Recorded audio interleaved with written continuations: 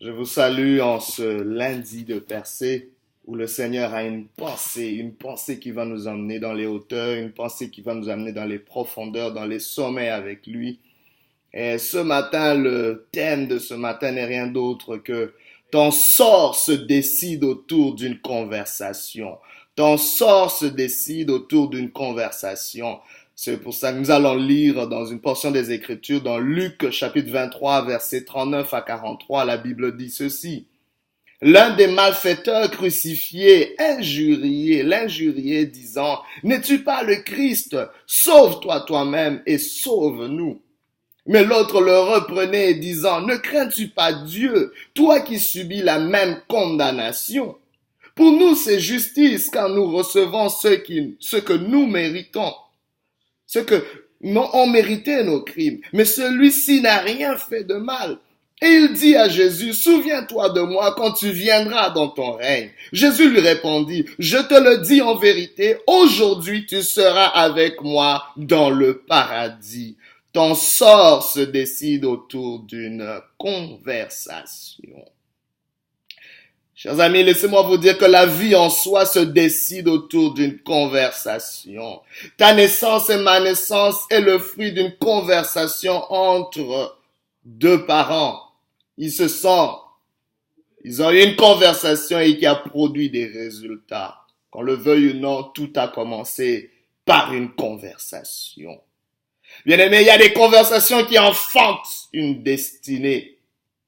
Les destinées sont enfantées par des conversations. Il y a aussi des conversations qui peuvent être des pièges. Jésus en a eu plusieurs. Parfois, les pharisiens pouvaient venir vers lui avec des intentions malveillantes, juste en engageant une conversation, peut-être flatteuse, mais il y avait un piège. Il pouvait prendre les paroles de Jésus et les retourner contre lui-même. Mais Jésus, dans sa sagesse, pouvait comprendre cela. Bien-aimé, il y a quelque chose. Ton sort se décide autour d'une conversation. Il y a des conversations qui peuvent délivrer, il y a aussi des conversations qui peuvent emprisonner. Quand vous êtes dans un tribunal, tout se passe autour d'une conversation entre l'avocat, le juge et les témoins, mais ton sort sera décidé à l'issue de ces conversations. Bien-aimé, ne méprise pas, ne néglige pas les conversations qui sont faites autour de ta vie. Ta vie dépend d'une conversation. Par tes paroles, tu seras condamné, mais aussi par tes paroles, tu seras justifié, nous dit la Bible. Comme ces deux brigands dans le texte que nous avons lu. Ils étaient condamnés à cause d'une vie de crime, à cause des erreurs qu'ils ont faites. Ils étaient là autour de Jésus. Il y avait 3 condamnés, mais ils n'avaient pas le même sort. L'un était juste, le Fils de Dieu, qui mourait pour le crime de l'humanité, mais les 2 autres à côté de lui étaient condamnés pour leur propre crime. Mais une conversation allait changer le sort de ces 2 brigands. Pendant qu'un brigand se mettait à condamner, à mépriser Jésus avec arrogance en lui disant, mais tu es le Fils de Dieu, sauve-toi toi-même et sauve-nous. C'est quoi? Il a un langage moqueur. Et l'autre le reprend, il dit, mais écoute, ne crains-tu pas Dieu, celui-ci est injuste. Nous méritons ce que nos crimes devaient subir comme châtiment. Et juste par cette conversation, et puis il dit au Seigneur, souviens-toi de moi quand tu seras dans ta gloire. Et Dieu lui dit, en vérité, aujourd'hui même tu seras avec moi au paradis. Est-ce que vous comprenez cela? Quelqu'un qui est condamné à mort à cause de ses crimes, mais parce qu'il a une conversation, parce qu'il place les mots qu'il faut, parce qu'il entre dans une conversation positive avec la bonne personne et son sort est changé. Sa destinée éternelle est décidée par une conversation placée de la bonne manière. Bien-aimé, ton sort se décide autour d'une conversation. Bien-aimé, l'un avait une conversation méprisante à l'égard de Jésus, une conversation arrogante à l'égard de Jésus, pendant que l'autre avait une conversation imprégné d'honneur à l'égard de Jésus, imprégné d'humilité à l'égard de Jésus. Je ne sais pas comment tu converses avec les gens. Est-ce que tu es toujours là en train de mépriser? Tu viens toujours avec arrogance. Tu regardes les gens du haut. Comment converses-tu avec les gens? Peut-être c'est pour ça que la qualité de ta vie est si médiocre. Ton sort se décide autour de tes conversations. Comment converses-tu avec cet homme que tu appelles le père de tes enfants? Comment converses-tu avec cette femme que tu appelles ta mère? Toute ta vie peut être décidée par ces conversations. Qu'en est-il de ton employeur? Qu'en est-il de tes subalternes? Tu te dis peut-être, je suis seul, mais peut-être parce que tu converses mal. Ton sort se décide autour d'une conversation. Et c'est quoi une conversation? Une conversation, c'est un échange de paroles, de pensées, d'idées, d'opinions. C'est très important, c'est un échange. Mais ta vie se fait, nous devons comprendre que toute la vie se fait autour d'une conversation. Il y a des conversations qu'on peut avoir avec Dieu, il y a des conversations qu'on peut avoir avec soi-même, des conversations qu'on peut avoir avec les autres.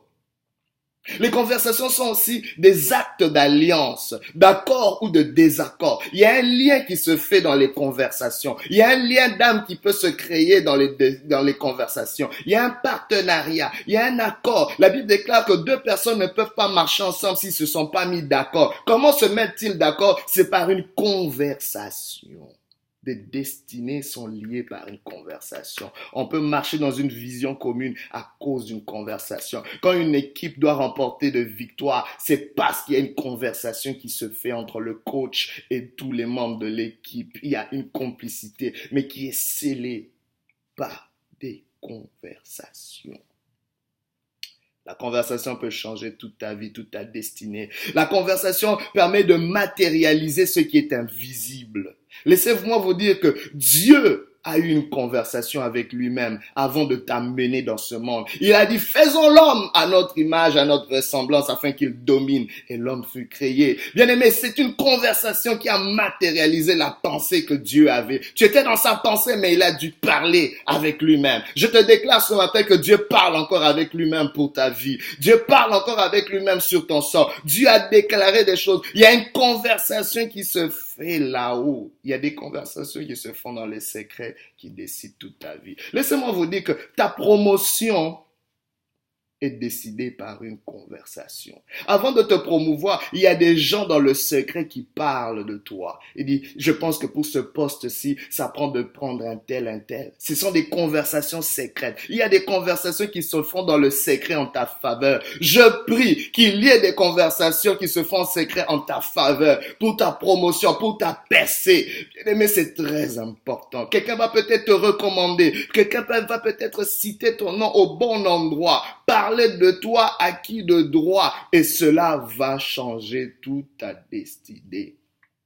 Mais laissez-moi vous dire qu'il y a aussi des conversations secrètes qui décident ton licenciement. Avant de te limoger, il y a des gens qui ont conversé derrière ton dos. Il y a des conversations qui se font dans le secret contre toi. Il y a des gens qui peuvent se mettre ensemble. Laissez-moi vous dire, Jésus l'a subi. Regardez, il y avait parfois des pharisiens et les hérodiens qui pouvaient se mettre ensemble. C'était deux entités politiques et religieuses qui ne s'entendaient pas naturellement. Mais parce qu'ils avaient un ennemi commun, à savoir Jésus-Christ, ils ont commencé à se mettre ensemble, à comploter.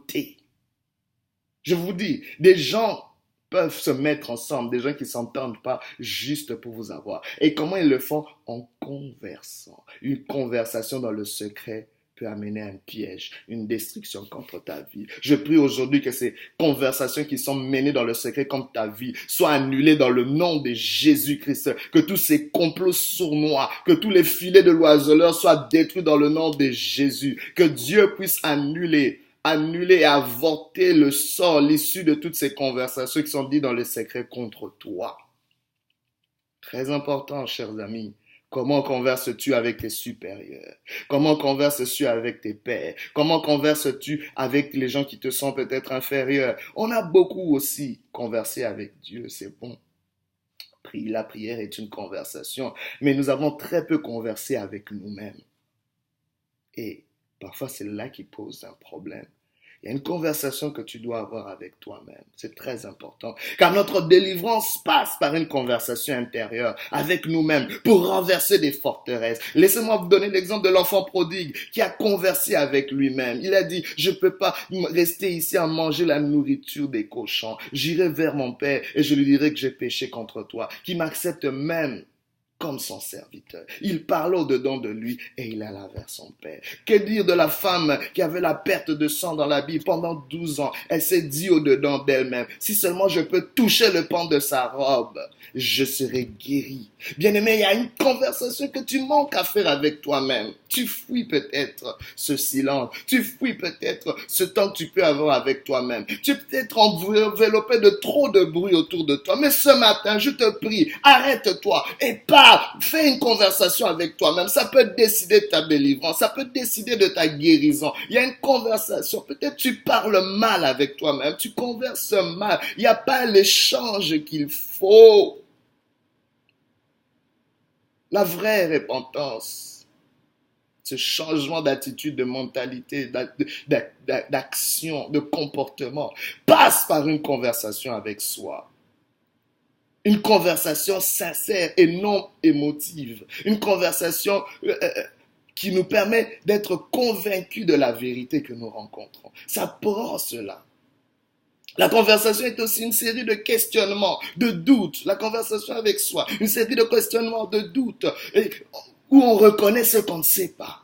Converser avec soi-même pour être convaincu. La recherche de la vérité passe aussi par des questionnements. Jésus-Christ est le chemin, qui est une quête, un questionnement qui nous mène vers la vérité. Il est cette vérité aussi. Et cette vérité nous introduit à la vie qu'il est aussi. Donc il est le chemin qui t'amène vers la vérité qu'il est lui-même, qui t'amène vers la vie qu'il est lui-même. Mais bien aimé, ça prend une conversation. On a tendance aussi à nous empêcher de converser intérieurement, mais c'est important de prendre le temps de nous questionner, de rechercher des choses. La vérité. La vérité qui vient secouer les mauvais fondements. Mais laissez-moi vous dire aussi qu'une conversation avec Dieu est de mise. Ce brigand avait conversé avec le Fils de Dieu. Il conversait avec Dieu lui-même. Souvent nous conversons avec Dieu, mais pas de la bonne manière. En multipliant des paroles vaines, sans être vraies au fond de nous. Mais Dieu veut que la vérité soit trouvée au fond du cœur, qu'il y ait de l'humilité, car la Bible déclare, il fait grâce aux humbles et il résiste aux orgueilleux. Je ne sais pas, peut-être tu es condamné à cause des conversations que tu as eues auparavant. Peut-être tu es le genre de personne qui rapporte les conversations des autres. Ça aussi, ça n'aide pas. Tu ne sais pas garder des secrets. Et cela, bien-aimé, décide de ton sort. Mais ce matin, le Seigneur te prie de changer la façon dont tu as tes conversations, ta façon de converser. Laissez-moi vous dire qu'est-ce qui s'est passé. Jésus a aussi une conversation avec le Père et avec lui-même, qui a décidé ton sort et mon sort. À la croix, quand il était à côté de ces deux brigands, c'est vrai, un brigand a été justifié parce qu'il avait bien conversé avec Jésus-Christ, mais un autre a été condamné pour l'éternité à cause de son arrogance et de son mépris. Mais Jésus a une conversation lui-même en disant, pardonne-leur, Père, car ils ne savent pas ce qu'ils font. Il a conversé avec le Père pour le sort de l'humanité, pour toi et moi. Il y a un pardon qui t'est disponible. Peu importe ce que tu as fait, c'est peut-être des conversations qui t'ont amené dans le gouffre. Mais aujourd'hui, Dieu veut te faire sortir du trou dans lequel tu te retrouves parce qu'il a eu une conversation avec le Père. Une conversation. Même aujourd'hui, la Bible déclare qu'il est à la droite du Père en train d'intercéder, en train de converser en ta faveur et en ma faveur. Mais il a dit aussi une chose au Père. Il a dit, Père, pourquoi m'as-tu abandonné? Il y avait un silence. Oh my God. Un silence est fait dans le ciel. Mais ce silence, c'était pour que toi et moi, nous puissions avoir une voix. C'était pour que toi et moi, nous soyons introduits à l'alliance. C'était pour que toi et moi, nous soyons réconciliés pendant que le Fils était séparé du Père. Mais j'ai aimé une chose qu'il a dite après. Il s'est dit à lui-même, il a dit, tout est accompli. Laisse-moi te dire, repose aujourd'hui, converse aujourd'hui avec le Seigneur en t'appuyant avec tout ce qui est accompli. Il y a un tout accompli sur ta vie. Et je t'encourage ce matin à avoir une conversation sincère avec Jésus-Christ et avec toi-même, car tout est accompli pour toi, car tout a été décidé pour ton bien-être, tout a été déjà décidé et accompli pour ta percée, pour ton sort, bien-aimé. Il y a une conversation qui décide de ton sort. Et aujourd'hui, tu peux l'engager avec Dieu. Aujourd'hui, le voile est déchiré. La porte est ouverte pour toi de converser avec le Maître de l'univers, le Dieu Tout-Puissant. Il attend après toi. La communication est ouverte. Il est au bout du fil. Il attend ton appel. Il attend ton appel. Il a dit, invoque-moi, je te répondrai. Je t'annoncerai des grandes choses, des choses cachées que tu ne connais point. Ta destinée est en train de se décider autour d'une conversation. C'est peut-être une conversation que tu dois avoir avec quelqu'un qui t'a offensé. C'est peut-être une conversation que tu dois avoir aujourd'hui avec quelqu'un qui t'est supérieur, quelqu'un qui a le pouvoir d'amener une percée dans ta vie. Car bien-aimé, Dieu, pour nous élever, va utiliser des hommes. Il va utiliser des hommes, il va utiliser des femmes. Mais si tu n'as pas de bonnes conversations avec des personnes clés dans ta vie, il te sera difficile de percer. Aujourd'hui, va revoir ces conversations. Aujourd'hui, je t'en supplie, converser de la bonne manière afin que l'Éternel t'accorde une percée. C'est peut-être la façon dont tu as conversé avec tes enfants. C'est peut-être la façon dont tu as conversé avec des gens qui sont sous toi. Aujourd'hui, améliore cette conversation. Parce que quand tu n'as pas de bonnes conversations avec les gens qui sont sous toi, il sera difficile d'avoir de bonnes conversations avec les gens qui sont au-dessus de toi. Dieu te voit et Dieu n'est pas d'accord avec cela. Et cela va même affecter ta conversation avec Dieu. Aujourd'hui, le Seigneur te prie de restaurer tes conversation. Dans le nom de Jésus, je prie pour toi maintenant, que l'Éternel te visite, que l'Éternel te restaure, que l'Éternel te fortifie, que l'Éternel mette des paroles nouvelles dans ta bouche, que l'Éternel donne maintenant un nouveau dialogue en toi, que l'Éternel maintenant suscite une nouvelle conversation dans ta vie, qui va changer ton sort, qui va changer ta destinée. J'appelle la paix de Dieu, j'appelle la faveur de Dieu. Ouvre ta bouche et Dieu la remplira. Ne ferme pas ta bouche. C'est le moment de converser. C'est le moment de converser. Converse avec Dieu. Converse avec toi-même. Converse avec tes pères et que ton sort soit changé. Car ton sort se décide autour d'une conversation. Que l'Éternel te bénisse. Que l'Éternel te visite au nom de Jésus-Christ.